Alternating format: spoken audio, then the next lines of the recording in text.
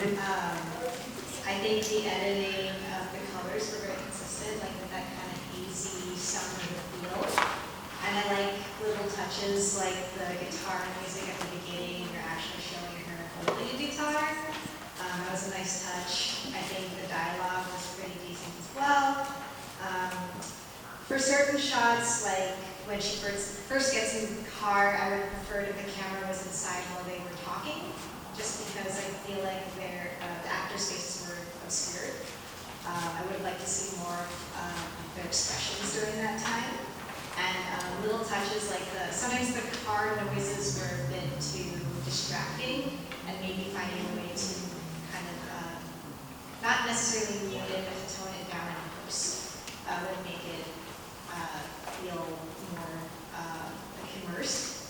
And some cuts didn't feel as seamless, but all in all, I think every shot was effective at showcasing what's going on. I really like the color palette. It stayed consistent throughout the film. Again, it gave out like this almost like slightly like summery, hopeful, almost like vintage feel.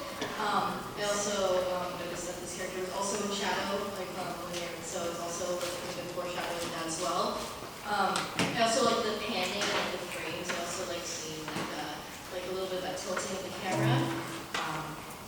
It was really hard to see the characters through the car, so I would wish that it was somehow fixed in post or like inside of the car when they were talking, so we actually see a little bit more of their expressions. Also, with some of the cuts, that the sound and sometimes the consistency between like if they were driving or not is pretty noticeable between cuts. But overall, they've seen work pretty well together. John, thoughts? I thought this had some nice little dark theme and some nice artistic shots. One thing I wasn't sure about was there were some red markings on the actress's left arm, and to me I was reading those as blood splotches. That may have just been a convenient birthmark.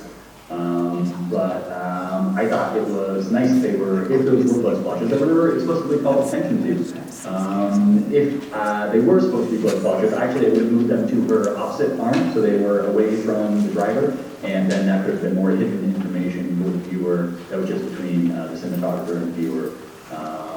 And that would have amped up the tension, and knowing that okay, something awful was obviously going to happen to this guy. And then the actual poisoning event I thought was maybe a little too explicit in her putting the thing in the drink, in contrast to what I thought was a remarkable subtlety and restraint with the blood splotches. Again, I thought they probably should have approached those two at the same level. And again, maybe those were not supposed to be blood splotches at all, and I just read them that way.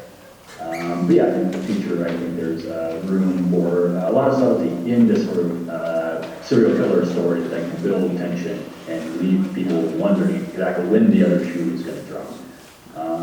But yeah, I thought there are some people like things laid out extremely clearly, other people, like I said, would like to work for certain aspects of it. And the closer we get towards the end of the story, the more I like to work for it. Whereas at the beginning, I like things to be pretty clear so I know what I'm getting into.